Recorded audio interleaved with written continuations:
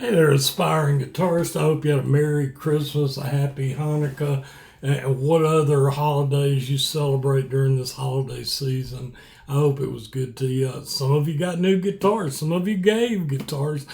Some of you didn't get guitars. But we're going to talk about something if you got that new guitar, if you're, still learning, and it's something we don't think about. I can mention it to some guitarists and they're like, what are you talking about? Chord drift, drifting chords. When your G chord, and let's just talk about the 1, 2, and 3 finger G chords. When your G chord as you're playing winds up a fret down or a fret back, or your E minor is suddenly 1 and 2 or 2 and 3 on the 3rd fret instead of the 2nd fret. Now, how does this happen? Well, there's a lot of ways it happens. It can happen when you're reading music, when you're looking at a songbook. It can happen when you're trying to engage with the audience. It can happen when you're trying to convince yourself that if you're going to be a good guitarist, you can never look at the fingerboard. And it's so easy to bring out Guitar Psychology 101 of the things we have to do to impress others. And I'm not going to dismiss that. I mean, there are some that play the guitar that there absolutely is an image they're trying to project. If they're gigging with a band, or if they're a singer-songwriter at a restaurant, a solo guitarist, they may think it's important that they engage with their audience. I know some that think it's important that they memorize the chords to every single song they do, and they incorporate that in their practice. And I could go on and on and on of the many different reasons. I could go on about, for some, it's okay to use, it don't bother me to use a music stand. I go to our Metropolitan Symphony Orchestra, and most of them have a stand. Now, I'm not trying to bring up that debate either, because there you are with guitar techniques, styles, and play. There is always debate. And you can learn from those debate, and you can go down a rabbit hole with those debate and get caught up in the debate, and there you are arguing and fighting and blah, blah, blah, and let's not go there. Chord drift, where your G, instead of your first finger or second finger, instead of starting the chord in the 2nd fret, as you change chords,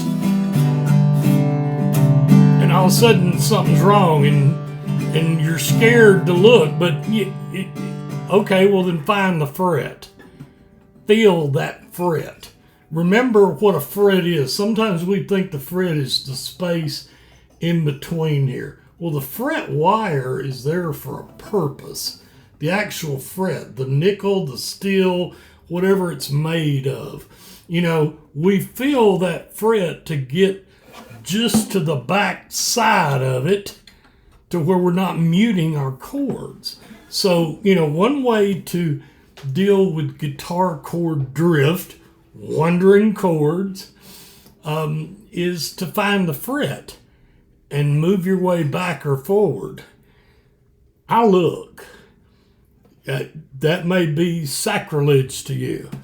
When I'm playing music with friends, I look at books.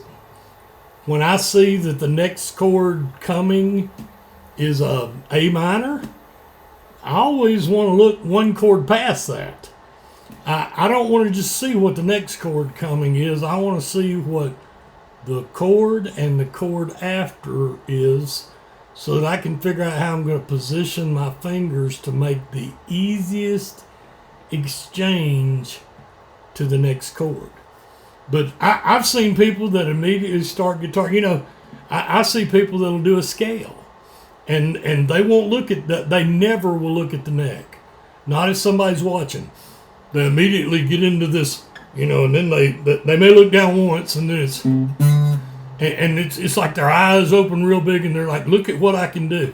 That's fine. If you need to do that, we'll do that. You may find scale drift too. You may find that, instead of starting the C major on the 3rd fret, 5th string, and going to the next one, when you move back to the D string, you may find that you're not where you're supposed to be. There's something to be said about practicing looking, practicing not looking, and incorporating an in and out with that, a time to do it, a time not to do it. And there's something to be said about those that try real hard not to look and those that just, they don't care. It's more important that they look and hit the notes right. And then we're brought back to that image and style. Many guitarists are entertainers, and you may have an image and a style you're trying to uphold. I know some people in local cover bands that absolutely do not keep a music stand in front of them. They keep the chords simple, and yet they play great.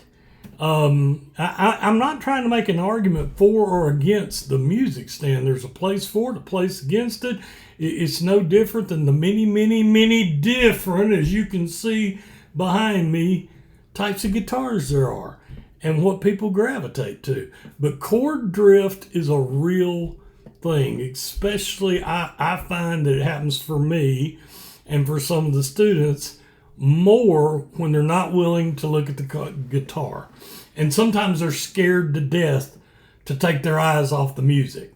That they really are. They're scared that chord's going to come up and they're going to miss it. And so there's a balance that you will learn as you play songs. And I'm going to go back to my most popular video ever. PASSED. Past. Play a simple song every day. And that's where I first addressed chord drift. Probably 1973 when I was in a church folk group and playing with multiple other guitarists. And we had music in front of us, but sometimes I'd get caught up in singing or this, that, and the other, and all of a sudden I'd go, wait a minute, that G didn't sound right. In fact, I've had a fellow guitarist bump me.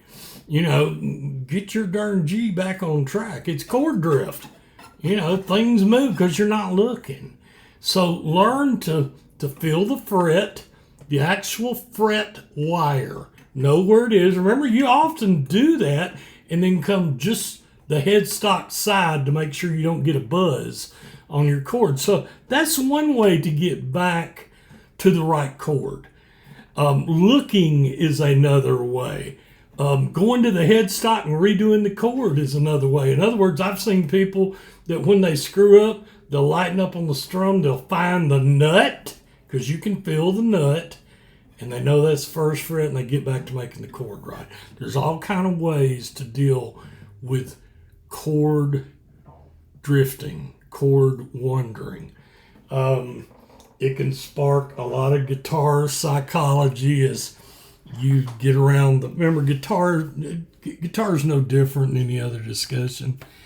Some of the people that are the biggest jerks guitar player I've ever been around absolutely had some great ideas, and I learned to listen to the ideas. I also learned to dismiss their jerkiness, and I'm just not going to get in a fight with them. And most of them know better than to get in a fight with me. So, but you know what? Different strokes for different. If you're a fighter, well, you're a fighter. You're going to reap the consequences of what you do. My point, as I'm trying to make so many times, is it's your guitar journey. And I hope it's a blessed journey. And you can learn things from others, even if you disagree with them.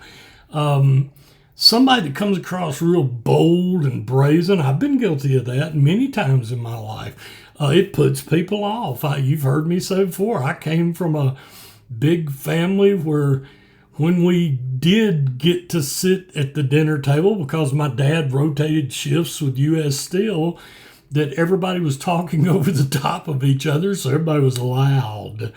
So, I have to cognizantly tell myself, or my dear wife will push me sometimes when I start getting loud. And some people associate that with being angry, and I'm not angry. I'm trying to get what I said heard, and of course not very effectively. I've had to try to get better and better at the way I convey things to other people. But chord drift is a reality. Now, you may be one that's never experienced. Well, good for you. I mean, there's virtuosos in guitar that just take to the guitar unbelievably. Most of the people I around have to work hard at it. Chord drift. Figure out, try some different things. Look at the chord coming in the song and then the chord after. Look over and see if you got the chord right. Just know where you are. Singing adds another element to it. Okay, well, maybe stop. Don't sing this next practice session and just play the chords. Play it at the right beats per minute. Still look at the music, but don't sing. And see if that you didn't get chord drift. And then you add singing and the vocals in, and you do. Well, that at least lets you know where you have to concentrate. So chord drift does happen to many of us. That's what practice makes it to where it doesn't happen as often. So, that's even great bands practice. That's what makes them great when they perform, and they're performing for their audience. So, I hope your guitar journey is blessed. And most of all, and I do mean this, happy picking.